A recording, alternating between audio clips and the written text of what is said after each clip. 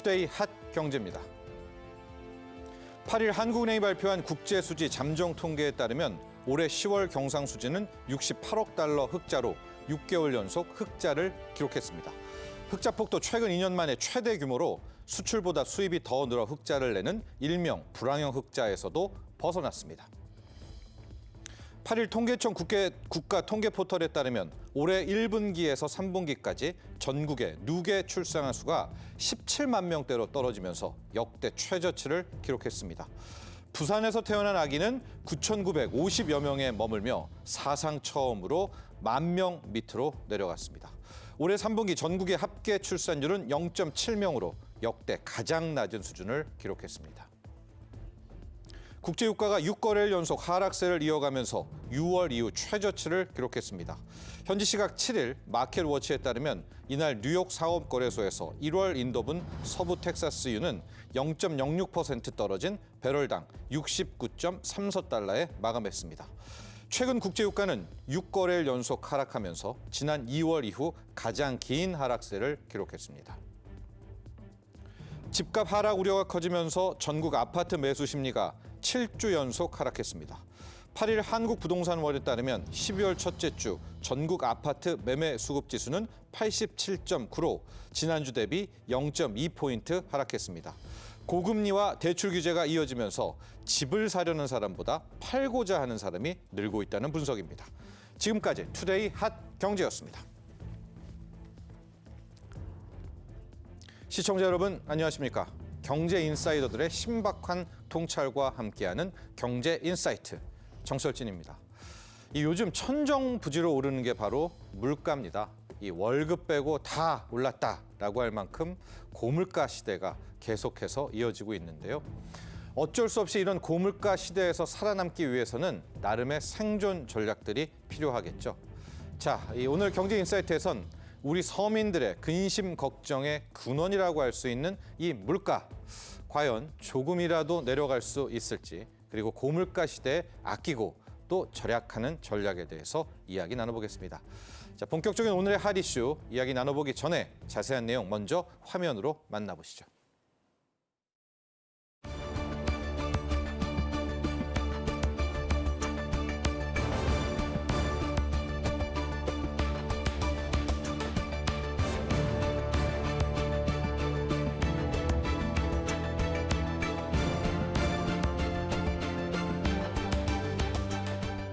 11월 소비자 물가 상승률은 10월보다 큰 폭 하락한 3.3%를 기록하였습니다. 7월 이후 국제유가 반등과 기상 여건 악화 등으로 물가가 일시적으로 상승하였으나 10월부터 국제유가가 진정되면서 휘발유 가격이 지난 8월 초 수준까지 하락하고 주요 농산물 가격도 수급 여건이 개선되면서 전월보다 큰 폭으로 하락한 모습입니다. 특히 추세적인 물가 흐름을 보여주는 근원 물가는 하락세를 지속하면서 3.0%까지 낮아졌습니다.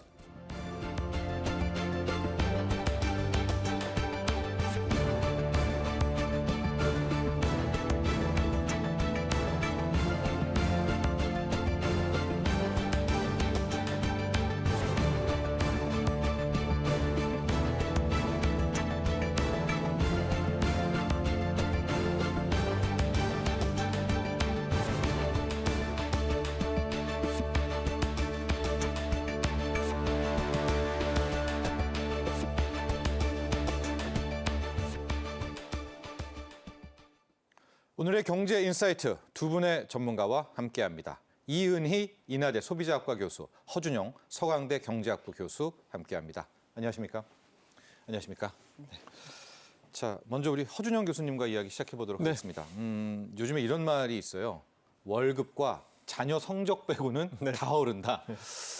그런 말이 있어요. 그런데 앞서도 우리 봤지만 실제적으로 소비자 물가 상승률은 뭐 떨어졌다는 이야기 나오고요. 또 누구는 뭐 가처분 소득이 늘었다 이런 얘기도 뉴스에서 나오고 있고 그러니까 체감상 물가가 오른 건지 아니면 안 올랐는데 뭐 올랐다고 하는 건지 통계적으로 좀 궁금하고요. 한번 깔끔하게 정리를 좀 해주시죠. 네, 실제 통계에서도 그렇게 얘기를 하고 있습니다. 그러니까 자기의 소득이 평균적으로 우리나라 국민들의 소득이 오른 것보다 물가가 더 많이 오른 건 사실이다. 그리고 물가 중에서도 네. 특히 저희가 뭐 외식 물가라던가 아니면 많이 사서 구매하시는 가공식품 물가 같은 것들은 네. 훨씬 많이 올랐다는 거고요. 예. 작년 2분기에 한번 비교를 해서 봤을 때 예. 가장 최근까지 뭐 그 가처분 소득이라고 저희가 보통 부르죠. 자기 네. 통장에 저희가 이제 한 달 월급이 100만 원이라고 하면 100만 원이 다 찍히는 게 아니지 않습니까? 중간에 그 돈이 좀 사라지지 않습니까? 뺄 거 빼죠. 예, 이렇게 빼고 빼는 게 네. 이제 세금 떼고 이자 떼고 하는 건데 네. 가처분 소득이 그때 비해서 한 5% 정도 늘었어요. 지금 보니까. 예. 근데 외식 물가는 한 11% 정도 늘었고요. 작년 2분기에 비해서 그리고 예. 그리고 뭐 가공식품 물가는 13% 정도 늘어서 사실은 저희가 사 먹는 혹은 쓰는 물건들의 가격이 사실은 평균적인 근로자들의 소득 증가보다 지금 빠른 상황입니다. 예. 그러니까 분명히 뭐 소득도 오르긴 올랐는데 물가가 더 크게 오르면서 네, 맞습니다. 결과적으로는 이제 내 월급이 안 오른 것처럼 네. 보이고 있는 거고. 맞습니다. 앞서 우리가 표도 좀 봤지만 큰 틀의 물가는 또 잡히는 것 같지만 특정 섹터는 너무 또 올라서 네, 맞습니다. 그런 게 체감상 좀 달라지는 그런 건가요? 그리고 저희가 사람이다 보니까 예. 자주 보는 물건, 자주 사는 물건의 물가에 좀 더 민감합니다. 네. 그리고 그것이 많이 올랐을 때 저희가 물가가 더 많이 올랐다고 느끼거든요. 예. 그런 측면에서는 저희가 자주 구매하는 농수산물 가격이나 이런 것들이 최근에 많이 올랐거든요. 예. 그래서 보통은 요즘 여쭤보시면 아마 남성분들한테 여쭤보시는 물가보다 여성분들한테 여쭤보시는 물가가 더 체감상 높을 겁니다. 그렇죠. 왜냐하면 주로 장을 여성분들이 많이 보시고 하다 보니까 예. 장을 보러 가시면 요즘 물가 굉장히 높습니다. 네. 그래서 저는 이제 남성이지 않습니까? 예. 저랑 저의 아내가 아마 느끼는 체감 물가가 좀 다를 것 같다는 생각도 좀 듭니다. 그러니까 목욕 요금 이런 서비스 요금도 많이 오르니까 그렇죠. 체감 물가가 굉장히 좀 높게 다가오는 것 같아요. 네, 맞습니다. 서비스 물가 같은 경우는 더군다나 인건비에다가 최근에 계속해서 오른 전기세 같은 것들도 그렇죠. 반영돼 있고 수도세 반영돼 있으니까 이것이 약간 눈덩이처럼 물가를 더 밀어 올리는 역할을 하는 것 같습니다. 네. 자, 이은희 교수님, 11월 소비자 물가 통계를 보면 3.3% 추세로는 좀 떨어진 것처럼 보이는데 우리가 네. 방금 전에도 살펴봤고 또 표로 봤지만 네. 특정 섹터, 가령 농축수산물이라든가 네, 가공식품 중에서도 몇몇 품목들이 네. 깜짝 놀랄 만큼 네. 올랐습니다. 이게 우리의 체감적인 물가 상승을 더 크게 키우는 것 같은데 네. 품목별로 한번 물가 상승의 네, 현황들 네. 한번 정리해 주시죠. 네. 지금 부총리께서 지난달에 3.8%에서 대폭 감소돼서 3.3%다 그렇습니다. 이렇게 말씀을 하셨는데요. 지금 이제 외식은 4.8%. 그러니까 3.3보다 높죠. 예. 그다음에 가공식품은 5.1%. 네. 이것도 역시 3.3%보다 높죠. 네. 그러니까 이제 가공식품이나 외식이 이렇게 전체적인 물가 상승률보다 이렇게 높게 설정된 것이 예. 이제 외식 같은 경우는 30개월 동안 그렇다. 아. 그러니까 이제 결국은 뭐냐, 전체 소비자 물가지수는 뭐 그렇게 많이 안 올랐다 하더라도 예. 먹거리 가격이 올랐다. 예. 다시 말하면 먹거리 가격이 전체 물가 상승률보다 항상 위인데 그게 30개월. 네. 또 가공식품은 24개월 지속됐다. 네. 이렇게 볼 수가 있는 것이죠. 네. 그다음에 이제 가공식품하고 외식하고 말씀을 드렸는데 농축수산물은 더 많이 올랐어요. 예. 13.6%. 그래서 네. 우리 허준영 교수님 말씀하신 것처럼 마트를 자주 이렇게 가야 하는 주부들은 네. 정말 이렇게 이게 생존이 가능할까 걱정될 정도로 가격이 엄청나게 올랐다. 이렇게 볼 수가 있는 거죠. 네. 저희 지금 품목별로 좀 표가 나오고 네, 있는데 우유가 그리고 가장 마지막에 나왔네요. 아, 실제 네. 소금이 또 20%인가요? 네. 우유 가격이 네. 제가 좀 우유를 많이 마셔서 그런가요? 벌써 리터당 3,000원 시대에 온 것 같아요. 네네. 예. 지금 저게 이제 가공식품이거든요. 예. 근데 지금 전체 소비자 물가 상승률이 3.3%라고 생각을 하면 저게 얼마나 많이 올랐는가를 우리가 알 수가 있는 거죠. 예. 더군다나 이제 우유가 15.9%, 특히 이제 아이스크림도 5.6%인데 연동돼 있죠, 다. 그렇죠. 예, 저게 이제 원유로. 거의 예. 14년 만에 저렇게 높은 수치를 기록을 했다. 이렇게 볼 수. 14년 만요. 네, 예. 4년 뭐 예. 3개월 네. 만에 저렇게 비싸게 올랐다. 예. 또 저거는 외식 품목별 물가 상승률인데요. 예. 원래 이제 통계청에서 그 외식으로 39개 품목을 조사를 합니다. 예. 그런데 저기 보시면 우리가 외식이라 그러면 뭐 레스토랑 가서 막 근사하게 먹는 외식이 아니라 저기 보시면 햄버거 너무 많이 올랐고요. 피자도 그렇고 심지어는 김밥, 구내식당 식사비, 예. 그다음에 짜장면, 치킨 이런 것들이 올랐어요. 분식 가격까지도 같이 다 끌어올랐네요. 그렇죠. 예, 그래서 일종의. 저희가 지금 소비자 물가 상승률이 3.3%를 생각을 하면 네. 햄버거 16.9%는 얼마나 높은가 우리가 이제 피부로 느낄 수가 있고요. 예. 조금 전에 제가 외식 39개 품목을 조사한다 그랬는데 예. 그중에서 3.3%보다 높은 게 30개 품목이나 됩니다. 아, 그러니까 우리가 이제 외식하기도 너무나 힘들다. 네. 이렇게 말씀드릴 수가 있습니다. 그렇게 되니까 실제적으로 체감 물가 상승은 훨씬 더 훨씬 높다. 크게 다가오고 있고요.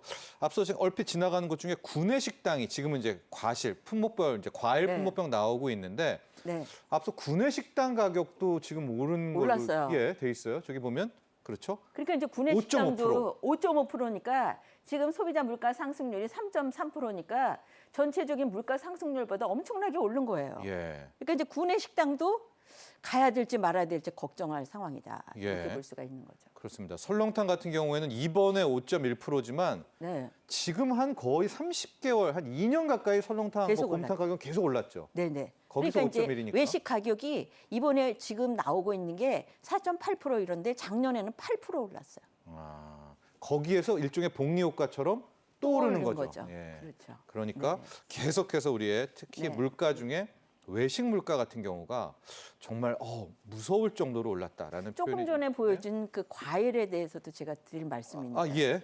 저 과일 그 보시면 저기 보시면 사과가 작년에 비해서 55.5% 올랐어요. 네. 얼마나 많이 오른 겁니까? 네. 저기 과일은 우리가 안 먹어도 된다고 하는데 오이나 파는 요리할 때 안 넣을 수가 없는 거고 예. 저기 생강도 있고요. 뒤에 호박 이런 것들도 막 20% 30% 올랐습니다. 네. 네, 그러니까 실질적으로 이제 외식을 안 하고 집에서 직접 조리해야겠다라고 생각을 하더라도 저 재료값이 저렇게 많이 올라가지고 그것도 쉽지 않다. 이렇게 볼 수가 그렇습니다. 있는 거죠. 자, 이렇게 보니까 외식 물가 그 중에서도 뭐 분식 아니면 뭐 설렁탕 같은 이런 음식, 거기에 가공식품 그리고 방금 우리가 짚어봤지만 농축수산물 가격도 함께 오릅니다. 우리가 방금 전에 과일 가격 봤습니다, 교수님. 사과 같은 경우에는 저게 통계로 60%지 체감으로는 배가 올랐다고들 하고 있는데 일단 왜 뭐 이상기후 때문인가요? 좀 이런 거 좀 근원적인 문제도 한번 짚어보고 가장 큰 싶어요. 이유는 이상기후 때문에 산지 작황이 안 좋다는 것 같습니다. 예. 그래서 여름에는 올해 조금 비가 많이 와서 탄저병이 사고가 많이 들었고요. 예. 갑자기 가을 들면서는 이제 이상 저온이 또 벌어지면서 아. 사과가 조금 온도가 떨어지거나 산소에 오래 닿아 있으면 갈변이 생기지 않습니까? 그 갈변병이 또 생겼다고 해요. 예, 예. 그래서 지금 사과 같은 경우는 이것에 가장 직격탄을 맞은 것 같고요. 그래서 네. 지금 뭐 작황이 전체적으로 굉장히 좋지 않아서 사과 가격이 굉장히 오르는데 네. 그럼 이제 소비자들도 사과를 찾다가 사과가 너무 비싸면 약간 옆에 있는 품목들로 눈을 돌리게 되잖아요. 네. 뭐 귤이나 배 이런 것들도 지금 가격이 만만치 않게 오르고 있어서 사실은 이거 비타민 섭취를 줄여야 되는 입장이 아닌가 이런 생각이 지금 들고 있습니다. 비타민까지요. 네. 지금 그런 상황인데 저희가 품목별로 좀 보면 그나마 다행인 게 석유류 제품들이 네, 맞습니다. 안 올라서 이 정도 물가로 네. 잡는 게 아닌가 싶습니다. 네. 지금 표가 나오고 있는데 만에 하나 이런 상황에서 석유까지 좀 들썩이면 진짜 심각하겠네요. 그래서 최근에 그래도 유가가 좀 떨어지고 있고요. 예. 우선 10월 8일 날 개전했던 이스라엘 하마스 전쟁이 생각보다는 조금 파장이 크지 않다라는 것 같고요. 네. 오펙 플러스에서 감산을 하겠다고는 하는데 지금 시장에서는 약간 의구심이 있는 것 같고요. 그리고 네. 결정적으로 내년에 미국 경기가 지금 생각보다 좋을 줄 알았는데 점점 약간 안 좋은 쪽으로 간다는 얘기들이 나오니까 예. 아무래도 미국이 전 세계 GDP에서 차지하는 게 거의 한 30% 가까이 되니까 미국 경기가 그렇게 꺼지면 석유 수요도 좀 줄 거고 네. 그러면 수요가 줄면 저희는 이제 가격이 좀 덜 올라가잖아요. 올라가더라도 네. 그런 부분들에 있어서 지금 유가가 그나마 조금 저희 물가 상승률을 좀 방어해주는 역할은 해주고 있지만 네. 한편으로는 유가라는 건 사실 예측하기가 거의 불가능한 거지 않습니까? 음. 그런 측면에서는 유가에 기대서 이거 물가 낮아지고 있으니까 뭐 괜찮을 것 같아라고 안심하기에는 사실 유가 자체는 너무나도 예상하기 힘든 변수라는 거죠. 네, 일종의 양날의 검이네요. 네, 맞습니다. 이러다가 유가가 오르면 그렇죠. 그야말로 이제 대량 인플레 정도의 가능성도 나오고. 그럼 마지막 믿었던 구성마저 이렇게 그렇습니다. 되는 거죠. 네. 예. 자, 그런데요, 이은희 교수님. 앞서 우리가 전체 통계를 좀 보면 네. 11월 소비자 물가 상승률이 3.3%잖아요. 네. 그러니까 가공식품, 외식 물가 이런 거에 비해서 또 우리 국민들이 느끼는 거에 비해서는 그래도 덜 올랐네. 네. 라는 이제 지적들이 나오는 가운데 네. 일종의 꼼수가 있다라는 이야기가 나옵니다. 네. 이게 뭐냐면 가격은 그대로인데 오히려 가공식품들의 용량이 줄어드는, 내용물의 구성이 줄어드는. 그러니까 통계로 나온 물가는 그대로지만 네. 체감으로는 더 물가는 오른 것처럼 느끼는 네. 슈링크플레이션? 네네. 여기에 대한 이야기도 한번 집중적으로 네. 해볼까요? 그 말씀하신 대로 슈링크플레이션이 슈링크가 줄이다라는 뜻이거든요. 슈링크. 네. 그다음에 이제 인플레이션을 합성어라고 볼 수가 있어요. 네. 그런데 이제 양이나 개수를 줄이는 것이죠.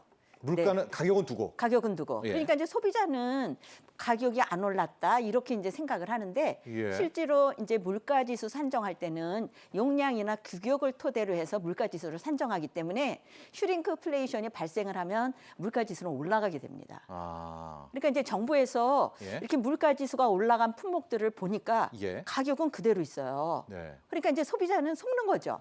그런데 이제 어차피 정부는 물가지수 관리를 해야 되니까 예. 이러한 슈링크플레이션 사례가 많다라는 걸 발견을 해서 예. 그 한국소비자원에서 예. 슈링크플레이션 의심 품목들을 지금 조사를 하고 있습니다. 예. 그랬더니 이제 아니나 다를까 예. 가공식품 중에 뭐 그 인상률이 정말 높은 저런 이제 소금, 예. 참기름, 뭐 설탕 이런 것들이 예. 슈링크플레이션이 일어나고 있다 이렇게 예. 얘기할 수가 있는데 예. 저 업체들이 저 가격 인상을 하거나 아니면 저렇게 슈링크플레이션을 하면서 그 이유로 예. 국제 재료 가격이 올랐다. 아니면 석유 가격이 올라서 물류비가 많이 든다. 네. 이렇게 얘기를 하는데 아까 허 교수님 말씀하신 것처럼 석유로 가격이 5.1% 내렸잖아요. 밀 가격도 많이 떨어졌던데요. 많이 떨어졌습니다. 예. 24.2% 떨어졌습니다. 근데도 가격을 내리기는커녕 올해도 계속 올린 업체들도 대단히 많습니다. 예. 그건 왜 그런 겁니까? 그러니까 이제 그 지난달에 한국 소비자단체 협의회에서 예. 성명서를 발표를 했는데 예. 이제 국민들이 고물가에 고통을 받는데 이러한 물가 인상 분위기에 편승을 해가지고 기업들이 그 배를 불리고 자기네들 그냥 그렇게 영업 잔치만 하는 거 아니냐 예. 이러한 이제 성명서도 발표된 적이 있습니다. 또 하나 궁금한 게요. 지금 설탕 가격은 뭐 솔직히 지금 국제 설탕 가격이 많이 올랐습니다. 네네. 그렇다 쳐도 근데 나중에라도 떨어질 때가 있을 거 아니겠습니까? 네네네. 그럴 때는 그럼 가격이 내려주나요? 제가 느낌에는 이런 먹거리 가공식품 가격이 내린 적은 없는 것 같은데요, 교수님. 예. 네. 아니 먹거리 가격이 내린 적은 없는데요. 이 유지라도 하면 좋은데 국제 예. 원재료 가격이 내릴 때도 가격을 올리는 사례도 많습니다. 예. 그렇기 때문에 이제 과연 지금 이게 고물가로 온 국민이 고통을 받는데 이 기업들이 그거에 대해서 조금 자제하는 가격 인상을 자제하는 예. 그러한 이제 태도가 있는가 네. 이게 이제 그런 게 우려가 되는 것이죠. 그렇습니다. 허준영 교수님, 방금 전에 우리가 슈링크플레이션 이야기를 하면서 기획재정부를 비롯한 당국에서도 이 부분을 적극 조사하고 있다.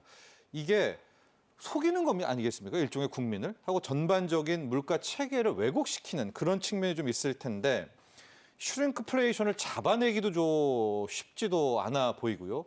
앞으로 계속해서 이런 추세는 나올 것 같은데 이걸 어떻게 대응을 해야 될까요, 당국에서? 그러니까 당국에서는 지금 앵커께서 말씀해 주신 대로 일일이 대응하기가 힘드니까 예. 한국소비자원 같은 데서 조사를 하는 동시에 소비자 단체 같은 데서도 좀 목소리를 내달라고 부탁을 하고 있고요. 예. 또 한편으로는 이제 구두 경고 같은 것이 나오고 있죠. 예를 들어 추경호 부총리 같은 경우에도 네. 이제 이거는 꼼수 인상이니까 이런 것들에 대해서는 우리가 구체적으로 대응 방안들을 마련하겠다 이런 어떤 구두 경고들도 나오고 있고요. 네. 사실 생각해 보면 이걸 이제 법제화한 나라들도 있습니다. 뭐 브라질 같은 경우는 그래요? 슈링크플레이션은 예.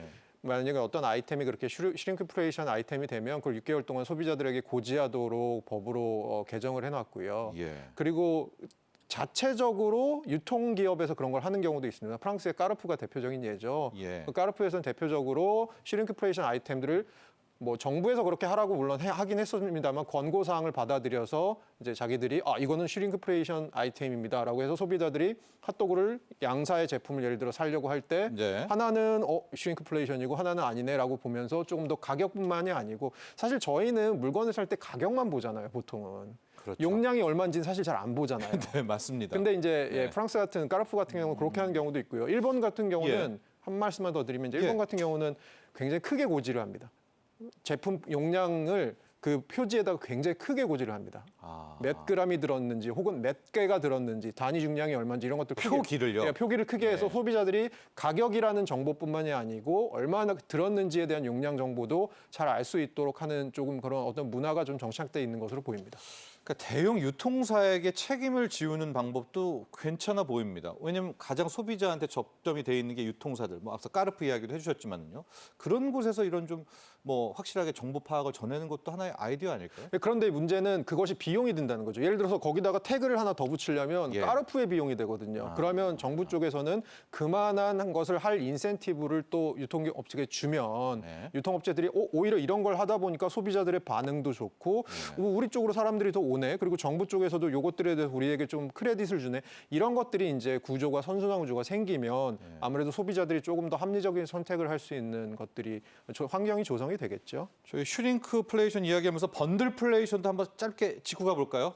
묶음 상품이요. 여러분 요즘에 더 비싸답니다. 이거는 어떻게 된 일입니까? 그러니까 저희가 10개짜리 기저귀랑 30개짜리 기저귀 생각해 보면 30개짜리를 30으로 나눠 보면 단위 가격이 더 싸야 되잖아요. 그렇게 우리가 고정관념이 있죠. 네네. 근데 실제로는 이제 어떤 그 마켓플레이스, 온라인 마켓플레이스에서는 이게 더 비싸다는 겁니다. 예. 그래서 이제 소비자 입장에서 굉장히 황당하죠. 네. 그래서 기사로 많이 나왔는데 그 업체의 항변은 그 회원제 할인 같은 거나 그다음에 그 물품 배송료 같은 것까지 포함하면 아무래도 10개짜리를 배송할 때 배송료랑 몇만 원 이상 살 때 배송료 같은 게 차이가 있잖아요. 예. 그러면 그런 것들까지 고려하면 사실은 더 싸다라는 변명을 하긴 했는데 예. 사실은 그거 다 차치하고 그냥 단위 가격당 보면 이게 좀 이상한 거 아니야라는 생각을 할 수밖에 없죠. 그것을 맞습니다. 번들플레이션이라고 합니다. 예. 속이는 것 같은데 또 그런 핑계를 또 대고 있습니다. 이은희 교수님, 저희가 네. 슈링크플레이션 받고요. 번들플레이션 받고 네네. 최근에 나온 용어가 스킴플레이션이요. 네네. 그건 또 뭔가요? 그 스킴이라는 단어가 인색하다라는 뜻이고 거기에 이제 인플레이션이 결합이 된 거거든요. 네. 그러니까 이제 굉장히 소비자한테 이렇게 인색하게 구는 그래서 이제 이거를 그 꼼수의 끝판왕이다 뭐 이렇게까지 얘기를 합니다. 아, 스킴플레이션, 인색한 플레이션. 네. 네네. 뭘까요? 예? 예를 들면 이제 재료를 그 여태까지 쓰던 재료를 뭐 값싼 재료로 바꾸는 거죠. 네. 네, 그래서 예를 들면 뭐 예. 올리브유 100% 가지고 치킨을 튀겼다라고 아. 할 것 같으면 예. 그 올리브유 50%에다가 팜유를 섞어 가지고 튀기니까 이제 소비자가 잘 파악하기가 어렵죠. 상대적으로 이제 비싼 그 식용유 대신에 네. 싼 기름을 섞는다. 섞는 거죠. 예. 그다음에 이제 서비스 같은 경우에도 예. 우리가 이제 호텔이나 모텔을 이용할 때는 청소는 당연히 하지 않습니까? 그런데 이제 청소를 원하면 뭐 2박 3일 거주한다. 청소를 원하면 예. 돈을 추가로 내라라고 예. 하든가. 예. 그다음에 또 인터넷에서 이제 난리 난 게 어떠한 그 음식점에서요. 소비자한테 그 저기 다 먹고 예. 나갈 때는 그 저기 식탁을 깨끗이 닦아놓고 나가라고.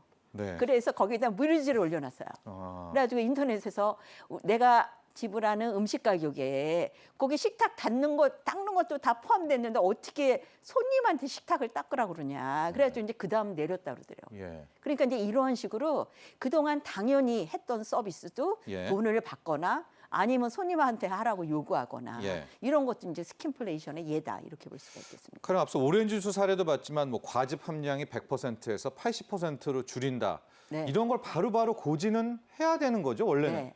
그런데, 그런데 이제 예. 되게 그 오렌지 과즙이 100%다. 그거는 굉장히 크게 표시를 하고요. 이게 이제 오렌지 과즙이 80%다. 어떤 때는 오렌지 향만 예.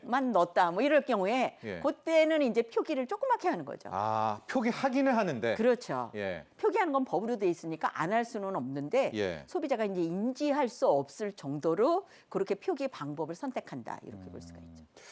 이 스킨플레이션이 계속되게 된다면은 이게 소비자 입장에서는 점점 더 손해를 본다는 느낌이 앞서 호텔 서비스를 이야기해 주셨지만 이걸 다 끊을 거 아니에요. 그렇죠. 이제 나중에 수건도 이용료를 받겠습니다. 그렇죠. 그러다가 그렇게 되기도 하죠. 예. 그리고 이제 예를 들면 배달앱의 배달 서비스 비용 예. 같은 것도요. 요거를 이제 세분화를 하잖아요. 그러니까 아, 예. 기본료로 뭐 2,000원, 3,000원 그러면 이제 좋은데 그게 이제 기본료에다가 비가 오면 얼마 추가. 그다음에 이제 날씨가 뭐 어떻게 되면 추가, 거리가 멀면 추가, 뭐 이런 식으로 해가지고 예. 결국은 이제 소비자 입장에서는 최종적으로 더 많은 돈을 지불하게끔. 예. 그러니까 이제 가격이 올라가는 것이죠. 그렇습니다. 이 스킨플레이션 같은 경우에는 제품에도 적용이 되지만 그렇죠. 서비스 요금에도 이게 적용이 되는 순간 그야말로 소비자들이 느끼는 이 체감 물가 상승은 훨씬 더 커지게 될 것 같은데요. 자, 이렇게 물가 사정이 이렇게 되다 보니까 결국에는요. 아끼는 길밖에 없다. 아끼는 것밖에 없다. 이런 결론에 이르게 됩니다. 소비를 줄이고 또 허리띠를 졸라매고 그래서 우리 국민들 한 푼이라도 더 절약하려는 그런 노력이 점점 커지고 있는데요. 자, 앞으로는요. 지금부터는 어떤 생존법들이 등장하고 있는지, 그리고 좀 더 정리를 해보면 이 소비자 물가 더 오를까? 이런 방향성에 대한 이야기도 함께 나눠보도록 하겠습니다. 자, 준비한 영상 보고 난 뒤에 이야기 계속해 이어가 보겠습니다.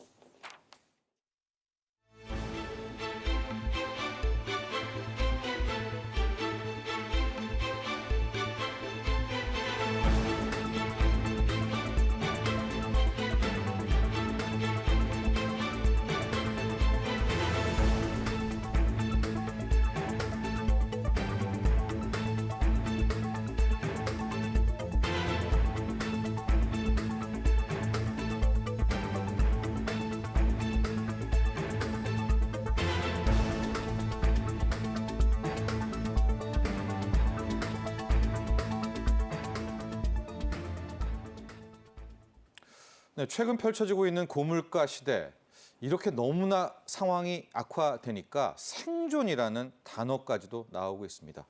자, 허준영 교수님, 우리 MZ 세대들, 젊은 세대들이 느끼고 있는 고물가의 이 충격은 훨씬 더 큰 것 같습니다.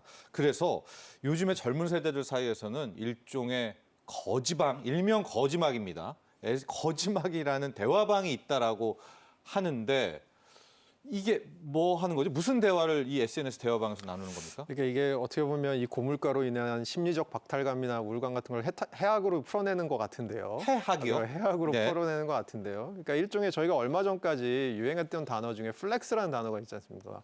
자기가 소비를 이렇게 할 수 있다라는 걸, 이런 걸 내가 살 수 있다라는 걸 자랑하는 소비를 했지 않습니까? 네. 그거의 반대 버전쯤 가 있는 거라고 생각하시면 됩니다. 이제 인색한 소비를 플렉스하는 겁니다. 아, 나 예. 이렇게 아껴서 잘 쓴다. 아. 그거를 플렉스하고요. 예. 그리고 저희 왜 다이어트 할 때 뭐 많이 하시냐면 스피닝 같은 거 많이 하시잖아요. 그게 뭐냐면 헬스클럽 같은 데 가면 다 같이 자전거를 타는 수업 같은 게 있잖아요. 예. 그거의 장점은 뭐냐면 내가 좀 처지고 싶어도 옆 사람들이 열심히 달리다 보니까 같이 달리게 되는 게 있잖아요. 예. 같이 서로 독려를 하는 겁니다. 방에 아. 들어가면 서로 독려를 하고 그 대화방에서요? 예, 대화방에서 서로 나 이렇게 오늘 소비했다라면 잘하셨습니다. 그리고 네. 할인 정보 공유하면서 앞으로 더 아끼실 수 있습니다. 이런 예. 거 공유하고요. 네. 또 한편으로는 이게 어떤 시스템도 있냐면 매일매일 그 자기의 소비 패턴을 남겨야 됩니다. 그리고 3번 정도 안 남기면 강퇴시키고 뭐 이런 류의 방입니다. 아. 그래서 내가 오늘 이렇게 아껴 썼다라는 걸 매일매일 남겨야 되고 일기 쓰듯이 예. 그리고 그거를 일정 기간 안 하거나 뭐 몇 번 이상 빼먹으면 그 방에서 쫓겨나게 되는 이런 방입니다. 예. 그래서 예. 결국은 서로 인색한 소비, 합리적인 소비, 절약하는 소비를 독려하는 방이다. 그것을 아주 유머러스하게 풀어낸 방이다라고 생각을 하시면 될 것 같습니다. 저희가 SNS 대화방 일명 거지방이라는 이름 자체는 상당히 부정적으로 들리는데 네. 지금 교수님 이야기를 들어보니까 상당 부분 우리 MZ세대, 젊은 세대들이 노력하고 있는 또 그런 방증이네요. 네, 맞습니다. 어쨌든 올라간 물가를 저희 소비자들이 낮출 수는 없지 않습니까? 예. 그러면 저희는 어쨌든 간에 이 고물가 시대에 적응하면서 살아야 되지 않습니까? 예. 더군다나 20대 청년들 같은 경우는 평균적으로 소득이 약하지 않습니까? 예. 그럴 경우에는 이렇게 서로 아껴 쓰는 것을 독려하는 방식으로 풀어내는 것이 아닌가라고 생각이 듭니다. 한 4, 5년 전만 해도 SNS 보면은 뭐 이 물건 샀어, 이 명품 샀어, 막 시계 자랑하고 이거 플렉스라고 SNS에서 그렇게 참 많이 했는데 지금은 여러분 일명 거지방입니다. SNS에서 누가 더 절약했는지, 난 하루를 이렇게 살았어, 하루에 얼마 썼어 이런 것들을 공유하면서 뭐 칭찬도 받고 또 호되게 혼도 나고 그런 식으로 이 절약 팁들도 공유한다라고 합니다. 자, 정말 우픈 또 그런 하나의 소식이었었는데요. 이은희 교수님, 네. 이번에 주부들 이야기 한번 해볼게요. 네네네. 2000년대 초반이었나요? 네. 이제 신용카드 막 사태 나오고 이러면서 카드 쓰면 안 된다. 아, 네. 현금 써야지 돈 모은다. 한 20년 전에 이런 조언을 네네. 들었었던 것 같은데 네네. 지금 현금 챌린지요. 다시 네. 현금을 쓰자. 네네. 이런 이야기가 나오고 있다고요? 네네. 저희가 신용카드를 딱 긁으면 문자로 오죠. 네. 그래서 얼마 썼는지. 네. 근데 사실은 그것도 이렇게 실감이 그렇게 많이 나지는 않아요. 너무나 비싼 거를 구매를 하면 이제 눈이 크게 떠지지만 네. 뭐 싼 거 이렇게 구매를 하면 별로 그냥 돈 썼네 이 정도 생각밖에 안 들거든요. 예. 근데 이제 현금이라는 건 뭐냐면 이 부피가 줄어드니까 네. 이거 돈이 줄어들어가지고 내가 한 달을 잘 보내려면 아껴야 되겠다. 이런 마음을 갖죠. 그래서 사실은 우리가 그 소비를 촉진하는 사회에 살고 있습니다. 심지어는 안방에서 텔레비 볼 때도 TV 홈쇼핑 있지 않습니까? 네. 그리고 핸드폰 안에도 그냥 클릭만 하면 라이브 물건 커머스가 사게끔. 있죠. 네. 그렇죠. 네. 그렇게 돼 있어 네. 소비를 촉진하는 사회에 살고 있는데 현금이라는 것은 요 소비 촉진에 방어하기 위한 효과적 네. 수단이다. 뭐 이렇게 얘기를 합니다. 그럼 일단 먼저 뭐 주부님들, 네. 학생들도 적용이 되겠습니다. 현금을 찾죠. 네네. 그럼 월 생활비를 찾은 다음에 그 다음에 어떻게 합니까?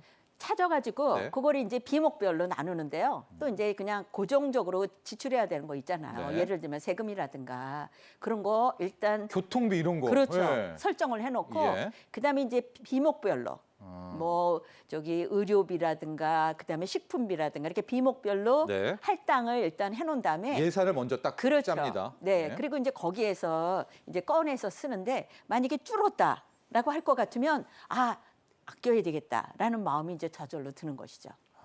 그렇기 때문에 이제 자기 지출 관리도 잘 할 뿐만 아니라 또 그렇게 하다 보니까 옛날에 사실은 이제 카페 가면 커피 한 잔에 막 5,000원, 6,000원 하잖아요. 예. 그거 두 번만 줄여도 10,000원이 넘거든요. 예. 그래서 이제 이렇게 관리를 하다 보니까 예전보다 돈을 적게 쓸 뿐만 아니라 저축까지 하게 됐다. 예. 이렇게 이제 결과들을 올리니까 다른 사람도 많이 따라한다. 이렇게 볼 수가 있겠습니다. 그러니까 뭐 한 달 생활비 30만 원이면 30만 원, 50만 원이면 50만 원을 딱 찾은 다음에 네. 앞서 이제 바인더처럼 함을 두는 겁니다, 여러분. 네네. 그래서 여기 통신비 함에 얼마, 뭐에 얼마 놓고 아침에 이제 출근할 때랑 나갈 때 바인더 함을 열어서 그 돈을 꺼내고 간다는 얘기죠. 네. 근데 이제 함이 비었으면 함이 비거나 돈의 액수가 작으면 예. 이제 그다음부터는 관리를 철저하게 들어가야 되는 거죠. 하고 이제 못 하는 거네요. 그렇죠. 예. 못하거나 이제 조정은 좀 해야 되는데 그래도 이제 절약을 하거나 지출을 관리하는 그런 마음이 생기는 거죠. 제가 이제 대학생 때 고시 공부할 때 그랬던 것 같은데요. 하루에 서랍에서 10,000원 이제 꺼내가지고 갔던 딱 지금 그런 삶과 거의 유사한 거죠, 교수님? 네, 맞습니다. 저희 얼마 전까지 이제 정부에서 작년에 재정준칙이라는 걸 내서 앞으로 나라 살림 좀 허리띠를 졸라매는 방식을 만들겠다라고 나온 게 있잖아요. 네. 개인판 재정준칙 같아요. 예. 내가 나의 몸을 좀 묶어서 기본적으로 저희는 쓰고 싶잖아요. 예. 묶는 거죠. 예. 묶어서 좀 덜 쓰게 만드는 거. 왜냐하면 쓰기엔 너무 비싸니까. 하고 눈앞에서 없으면 그냥 안 써버리고. 그러니까요. 그렇게 만드는 것 같아요. 점심 식사 풍경 보도록 하겠습니다. 요즘에 직장인들의 점심 식사 풍경 완전히 바뀌었다 이런 얘기 많이 나오고 있고요. 편의점 도시락이 거의 오전 중에 편의점에서는 다 솔드아웃 완판된다고 합니다. 이게 이제 점심값이 웬만하면 다 12,000원, 15,000원 이걸로 또 다른 풍경들이 연출되고 있는 거죠. 네, 그러니까 얼마 전까지는 사실 트렌드가 가성비, 뭐 그러니까 가격 대비 성능 좋은 거, 네. 가심비, 가격 대비 만족도 높은 거 이런 걸 찾았는데 가심비. 예, 네. 그런 걸 찾기엔 이미 가격이 너무 높아서 이제는 가짜 붙은 것을 할 수가 없는 겁니다. 예.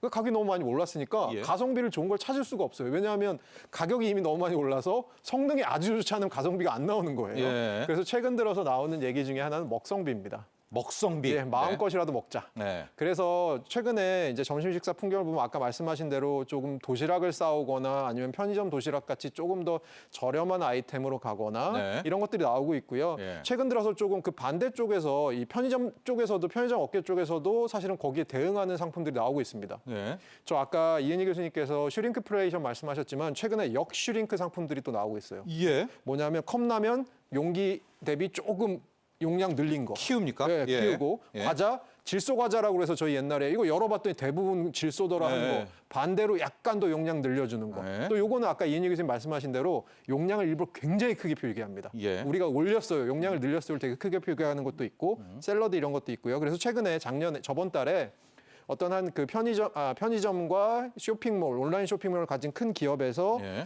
지난달에 할인 행사를 했는데 가장 많이 팔린 아이템이 실제로 먹성비 아이템들이 었대요. 그래서 용량이 좀 많이 들어간 커피라던가 뭐 이런 것들이 굉장히 많이 팔렸다고 합니다. 그래서 결국은 이 직장인들의 풍속도가 예전처럼 먹기에는 너무 가격이 올라왔기 때문에 이제는 가격을 좀 낮은 것들을 찾거나 또 그런 것들에 발맞춰서 유통업계도 대응하고 있는 그런 흐름으로 보입니다. 네. 점심 식사 풍경 봤고요. 이은희 교수님, 네. 이제 회식 풍경도 한번 봐야 될 것 네네. 같아요. 연말이기 때문에 송년회도 많이 할 것 같은데 네네. 당장 저도 느낍니다. 만나자라는 그런 언급 자체를 지금 안 하는 것 같은데요. 네네. 그래도 회식은 이제 그 회사에서 직원들을 위해서 책정한 예산이기 때문에 예. 이제 팀장님들이 고민들이 많으시겠지만 예. 그래도 회식을 직장인들은 좀 기대는 할 것 같아요. 예, 하긴 합니까? 네, 오랜만에 그 좋은 사람들끼리 맛있는 거 먹자 네. 이렇게 해가지고. 네. 근데 이제 지금 말씀하신 대로 외식 가격이 많이 올랐지 않습니까? 네, 예. 그래서 외식 가격도 많이 올랐고 거기 보시면 외식뿐만 아니라 맥주, 소주, 특히 맥주, 소주가 마트에서 살 때에 비해서 음식점은 엄청나게 비싸죠. 예, 소주 한 병 지금 6,000원 아, 넘습니다. 네. 예, 예, 네, 예. 그렇더랍니다. 예. 그리고 택시비가 거의 20% 이상 인상이 됐습니다. 네. 그렇기 때문에 이제 회식을 하고자 하는 그러한 욕구들은 굉장히 많을 텐데, 예. 근데 팀장님들이 고민을 많이 하시겠죠. 그래서 예. 어떻게 할 것인가. 예. 그래서 주로 이제 저녁에 하면 돈이 많이 드니까. 아, 택시 타야 되니까. 그렇죠. 네, 네, 네. 그래서 점심에 아. 간단하게 하고 예. 2차는 안 가고 예. 1차로 끝내고 예. 그다음에 이제 또 요새 젊은 직원들이 그 맛집을 좋아하거든요. 예. 그래서 이제 가성비 있는 맛집. 아, 근데 이제 먹성비까지 있으면 더 좋겠네요. 네. 그래서 이제 먹성비 있는 맛집을 잘 검색을 하셔가지고 예. 가는 그런 풍경으로 바뀔 것 같습니다. 자, 그래서 올해 송년회 지금 네. 많이 이제 시작이 됐는데요, 이미. 송가인 그 분입니다. 거기에 딴 건데요. 송이 송년회인데 가성비 인기 맛집을 이제 공략을 하고 네. 그리고 교수님이 이야기해 주신 대로 1차에서 끝. 끝내고. 네. 택시 안 안 타고 타고. 집에 갈 수 있는 시간에. 네네. 아, 그리고 이제 MZ들이 좋아하는 네. 그 SNS에서 유명한 네. 그 맛집을 잘 골라가지고 네. 이제 먹성비가 있으면 더 좋고요. 네. 그래서 그런 집을 골라서 네. 즐거운 시간을 갖는 식으로. 그렇지만 또 술은 덜 마시고 왜냐면 술값이 올라서. 그렇죠. 네. 뭐 좋으신 분도 계시겠고요. 씁쓸한 분도 계실 것 같은데 그래서 또 한 번 좀 이어서 나머지 부분들도 이 생존 전략에 대해서 살펴보도록 네네네네. 하겠습니다. 네. 우리가 뭐 무슨 테크 네. 테크 하는데 요즘은 이제 누가 봐도 짠 테크가 네. 가장 큰 화두로 떠오르고 네네. 있다라고 합니다. 짠 테크에 대한 유형들도 한번 정리해 볼까요? 네네. 그 짠테크라는 게 네. 약간은 조금 서글픈 생각도 들지만 네. 저는 자기 가게에 책임감을 가지고 이 가게를 운영하고자 하는 마음가짐이다라고 해서 저는 굉장히 긍정적으로 네. 생각을 합니다. 그래서 절약 꿀팁입니다. 네. 그렇죠. 네. 그래서 이제 예를 들면 그 쇼핑 경우 플랫폼이 있어요. 그래서 예를 들면 신용카드 홈페이지를 들어가면 이제 다른 쇼핑몰로 네. 연결이 되는데 신용카드를 경유해서 들어가기 때문에 그때 이제 적립을 해주는 그런 거죠. 예. 그래서 이제 또 그 저기 쇼핑 경우 플랫폼에 저런 것도 있습니다. 최저가 비교 사이트 있죠. 예. 그래서 그 사이트에 들어간 다음에 거기에서 쇼핑몰로 이동을 하면 그 최저가 사이트에서 적립금을 주는 그런 방식이다. 이렇게 볼 수가 있고요. 예. 그다음에 이제 게임을 하는데 인터넷에 접속을 해갖고 핸드폰으로 네. 게임을 하면 그 게임 안에서도 농작물이 크고요. 그래서 이게 농작물이 많이 크면 실질적으로 그 키운 농작물을 집으로 보내주는 네. 그러한 이제 프로그램도 있다는 거. 예. 저기 만보기 앱은 아주 너무 금융회사에 많이 하세요, 저건. 그렇죠. 예. 많이 하는데 저 만보를 채우는 게 사실은 쉽지는 않다 그러더라고요. 예. 그래서 이제 저기 만보를 채울 것 같으면 우대금리를 주거나 네. 아니면 또 포인트를 주거나 뭐 그런 식으로 여러 가지 짠테크 비법들이 있다 이렇게 볼 수가 있고요. 네. 또 하나 이제 드릴 말씀은 그 편의점 애플리케이션도 많이 이용하거든요. 네. 그래서 편의점 애플리케이션을 이용을 하면 예를 들면 뭐 저기 2% 정도 적립률 혜택을 제공하는데 저기에 플러스 또 소비 기한이 임박한 그러한 상품들을 올려주기 때문에 예. 아주 파격적인 저렴한 가격으로 또 식품들을 구매할 정보도 얻는다 이렇게 볼 수가 있죠. 자, 이렇게 우리가 우리 국민들의 생존 전략, 고물가 시대의 생존 전략에 대해서 살펴봤는데 가장 우리가 원하는 것은 물가가 떨어지는 거겠죠. 지금부터는 한번 물가 전망해 보도록 하겠습니다. 허준영 교수님, 우리는 물가가 한 2%대 초반은 떨어져 줬으면 하는 뭐 그런 바람들이 있지만 한국은행이 지난주 발표했던 내년 물가 상승률 전망은 오히려 상향 조정을 했단 말입니다. 내년 물가 어떻게 될 것 같습니까? 그러니까 한국은행은 우선 2.4에서 2.6으로 상향을 했고요. 예. 그다음에 글로벌 투자은행들 한 8개 정도의 평균치를 해보면 한 2.4% 정도 됩니다. 예. 그런데 우리가 지금 올해 말 물가가 어느 정도일 것 같냐 하면 3%대 초반일 것 같잖아요. 예. 그럼 내년 평균이 한 2.4나 2.6이다라는 얘기는 3.6이요? 네, 3.6이요. 그러면 내년 평균이 어느 정도가 될 거라고 하냐 하면은 네.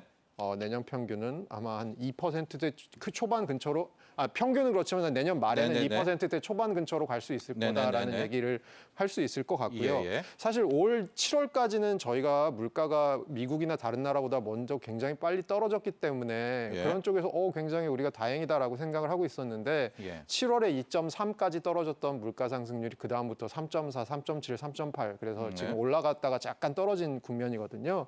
그래서 그렇지만 내년에 물가는 조금 물가 상승률 자체는 떨어질 수 있지만 네. 저희가 생각해야 될 거는 물가의 누적 상승분이거든요. 네네. 사실 누적 상승분이 굉장히 큰 상황이고 저희가 앞에서 질문에서 또 얘기를 했듯이 그러니까 어떤 임금의 상승분은 지금 물가의 상승분을 따라가지 못하고 있는 게 최근의 흐름이다 보니까 네네네. 아무래도 당분간 그리고 내년까지는 좀 살림살이가 좀 팍팍하신 부분이 좀 있지 않으실까라는 생각을 좀 들고 있습니다. 그래도 내년에 저 정도 한 2.4% 정도까지만 좀 물가가 정말로 잡혀준다면 그래도 좀 한 고비는 넘길까요? 어떻습니까? 네, 넘길 네. 수 있을 것 같고요. 예. 한편으로는 저희가 또 보아야 될 게 무엇이냐 하면 저희가 소득을 최근 들어서 생각해 보면 우리나라가 부채가 되게 높지 않습니까? 예. 소득의 일부를 부채 갚는 데 쓰고 있는데 그럼 예. 자기가 부채 갚는 데 뭐가 되게 중요하냐? 부채의 양이 중요하고 또 하나는 이자율이 곱해지잖아요. 예. 그러니까 그 이자율 부분이 좀 떨어져 주면 가계들이 소비 여력이 좀 늘어날 수 있는 부분이 있을 텐데. 금리요. 네, 금리죠. 예. 예. 그 부분이 내년에는 어쨌든 간에 한국은행이 지금 금리를 내리지 못하고 있는 이유 중에 가장 큰 것은 물가라고 보여집니다. 예. 그러면 물가가 좀 떨어지면 한국은행도 조금 다른 금리의 선택의 가능성이 늘어나면서 네. 그러면서 결국은 이제 소비자들께서도 특히 대출을 갖고 계신 소비자들의 어떤 대출 부담이 이자율 쪽에서 금리 쪽에서 좀 낮아지는 부분이 생기면 네. 그런 것들이 이제 물가의 하락과 더불어서 실질 구매력을 좀 늘려드릴 수 있는 방향으로 작용하지 않을까 생각하고 있습니다. 또 한 측면이요, 교수님. 이제 내년에 물가 상승률이 정말 우리 지금 전망대로 한 2.4% 정도가 나왔습니다. 그런데 여기에 더해서 우리의 내년 임금 상승률이 한 3% 정도 올라가 보면 실은 이게 우리 국민들에게는 오히려 물가가 더 떨어지는 것처럼 느껴질 것 같은데 그런데 좀 안타까운 게 올해 같은 경우에도 9월까지 보면 오히려 임금 상승률 같은 경우에는 1년 대비 한 2.5%. 그러니까 물가 상승률보다는 좀 덜 오르고 네네, 있거든요. 맞습니다. 내년에 임금 상승률 어떨까요? 내년 전망 어떻게 보세요? 그러니까 내년 같은 경우는 어쨌든 간에 그동안 지금 계속 누적돼 온 물가 상승분이 있다 보니까 네. 결국은 이런 것들이 임금에 좀 반영이 되지 않을까라고 생각은 하는데요. 그런 측면에서 지금 제가 좀 강조드리고 싶은 거는 우리나라 같은 경우는 업체별로 조금 임금 상승률이 좀 다릅니다. 네. 300인 이상 업체랑 예를 들어서 규모로 봤을 때 300인 미만 업체를 보면 임금 상승률이 300인 이상이 좀 더 많이 높습니다. 저게 너무 차이가 큽니다, 큽니다. 교수님. 예. 그래서 평균적으로 뭐 작년에서 올해 넘어올 때 뭐 9월 비교해 보면 한 5% 올랐지만 예. 사실은 300인 이상 조금 큰 기업은 더 많이 올랐고요. 네. 작은 기업 쪽에서는 더 적게 올랐습니다. 그렇게 봤을 때는 임금의 상승률 격차도 이렇게 기업의 사이즈별로 달라지는 것 이것들이 결국은 우리나라가 아무래도 최근 들어서는 예. 소득이나 이런 것들이 양극화가 좀 양극화. 벌어지고 있지 않습니까? 예. 그런 측면에서 조금 안 좋은 사인인 것 같고요. 네. 특히 저쪽에서도 임금 상승률이 좀 약하신 부분에 계신 분들은 물가가 낮아진다고 하더라도 내 임금이 생각보다 빨리 오르지 않아서 그 물가가 낮아지는 것에 어떤 체감을 느끼시기가 조금 어렵지 않으실까라는 생각도 좀 듭니다. 그 내년에 오히려 임금이 큰 임금 상승률이 큰 폭으로 늘어나기보다는 물가가 좀 잡히는데 더 초점을 맞춰야 되는 거겠죠. 예, 아무래도 임금 상승 같은 경우는 저희가 이제 생산성 부분 같은 경우를 봐야 되니까 그렇죠. 예. 생산성이 하루아침에 좋아져라 해서 좋아지는 건 사실 아니지 않습니까? 아주 많은 노력들이 필요한 부분이잖아요. 예. 다만 물가는 단기에 떨어질 수도 있는 부분이니까 그럼 결국은 물가가 하락을 해서 조금 숨통이 트여지시는 게 시간이 훨씬 빠르시겠죠. 네. 자, 이제 정리해보는 시간 갖도록 하겠습니다. 우리 이은희 교수님, 네. 지금 현 정부의 경제팀, 이 물가 잡는데 거의 총력을 기울이고 있습니다. 윤석열 대통령도 이 물가 이야기 굉장히 많이 강조하고 있는데 우리 정부가 해야 될 노력은 뭘까요? 네. 지금 이제 정부가 수급 관리에 굉장히 관심을 쏟겠다 이렇게 말씀을 하십니다. 그래서 특히 이제 지금 전반적인 물가도 문제지만 먹거리 물가가 너무나 지금 올라가서 고통을 받고 있는 상황이기 때문에 예. 먹거리 물가를 안정시키는데 특별히 신경을 써야 될 거다 이렇게 생각을 하는데 뭐 주로 이제 수급 관리에 있어서 정부 비축 물량을 풀거나 예. 아니면 이제 할당 관세 이 품목하고 기간을 조정하겠다 이렇게 말씀을 하시는데 이 국면에서 이제 제가 드리고 싶은 말씀은 이제 할당 관세를 이렇게 감해주잖아요. 예. 그럼 그게 이제 소비자한테 이렇게 연결이 안 되는 경우가 많아요. 유통 마진으로 다 빼먹습니다. 네. 예. 그렇습니다. 그래서 예. 이번에 또 종가세라고 해서 소주도 세금을 줄여주는 예. 그러한 조치를 고민하고 있다고 하는데 그 세금 줄여줬을 경우에 그게 이제 소비자한테 과연 혜택으로 올 건가. 예. 그래서 제가 드리고 싶은 말씀은 이렇게 이제 물가를 내리기 위한 여러 가지 혜택이나 조치를 취할 경우에 그걸 팔로우를 잘 하셔가지고 예. 이게 이제 엉뚱한 대로 다 들어가고 결국은 물가는 못 잡고 이러한 이제 결과가 나타나지 않도록 하시면 좋겠다. 네. 이런 생각이고요. 특히 이제 청년층에 네. 대한 관심을 좀 가지시는 게 좋겠는데 예. 이제 소득이 그냥 늘어나는 입장은 아니잖아요. 그리고 예. 자산도 없고. 그래서 이 물가에 대해서 굉장히 취약한 계층이라고 할 수가 있기 때문에 예. 특히 이제 청년층에 대해서 좀 관심을 가지고 네. 뭐 주거비나 교통비 이러한 지원을 하신다든가 특히 이제 채무가 많은 청년층은 좀 채무 조정도 좀 해주시는 네. 그러한 정책을 펴시면 좋겠습니다. 그렇습니다. 현재 정부가 우리 교수님도 지적해 주셨지만은 유통 쪽에 굉장히 많이 지금 관심을 기울이면서 유통구조 개혁이라든가 유통에서 좀 어느 정도 부담을 덜어주는 방법을 취하고는 있는데 교수님 말씀하신 대로 이거를 소비자 혜택이 아니라 중간 상인들이 오히려 또 빼먹는 그런 역효과가 있다. 이것도 철저하게 관리해 달라. 또 이런 당부해 주셨고요. 자, 허준영 교수님, 우리 정부가 취할 수 있는 노력 어떤 것들이 좀 있을까요? 저는 이은희 교수님 말씀하실 때 계속 고개를 끄덕이면서 들었는데 예. 어떤 의미에서 그러냐면 또 한 측면, 이은희 교수님 되게 좋은 지적해 주셨지만 또 한 측면이 최근 들어서 뭐 한국은행 같은 데서 연구 결과 나오고 있는데 네. 예를 들어서 앵커님이 저보다 소득이 2배쯤 많으시다고 하더라도 네. 2배를 더 드시진 않지 않습니까? 그렇죠. 뭐 사실도 그렇지는 않지만 네네. 그렇지 않습니까? 그러면 네. 그 얘기는 뭐냐? 네. 먹거리에 쓰는 게 지출의 비중이 제가 큽니다. 네. 왜냐하면 2배는 안 드시지만 저보다 2배를 버시니까. 비중 차원이니까. 네, 비중 차원이니까. 예. 그러면 저희가 소비자의 바구니를 생각해 봤을 때 제 바구니에 들어있는 먹거리 물가가 더 중요합니다. 그 얘기는 먹거리 물가가 덜 떨어지면 제가 더 큰 피해를 봅니다. 예. 그런 어떤 소득 분위별의 효과도 있거든요. 네. 그런 측면에서 좀 정부가 지금 이은희 교수님 말씀해 주신 것들을 좀 잘 귀담아 들으셨으면 좋겠습니다. 그렇습니다. 어느 포션에 어느 쪽에 물가를 잡아야 되냐라고 했을 때 우리 두 교수님 모두 가장 밀접한 먹거리 물가, 외식 물가. 왜냐하면 이런 부분은 실은 취약계층과 저소득층에게는 훨씬 더 큰 여파로 다가오기 때문이다. 또 이런 조언해 주셨습니다. 우리 정부 당국자들도 이런 한번 생각들 꼭 여기에 관심 가졌으면 좋겠습니다. 자, 오늘 함께해 주신 두 분 모두 감사합니다. 네, 경제 인사이트 오늘 준비한 소식은 여기까지입니다. 자, 여러분, 이 최근 홍콩 H 지수를 둘러싼 주가 연계 증권 ELS의 원금 손실 우려가 커지고 있다. 이런 얘기 많이 들어보셨죠? 이 홍콩 H 지수는 이 중국 경기 둔화 우려 속에 계속해서 급락세를 타고 있는데요.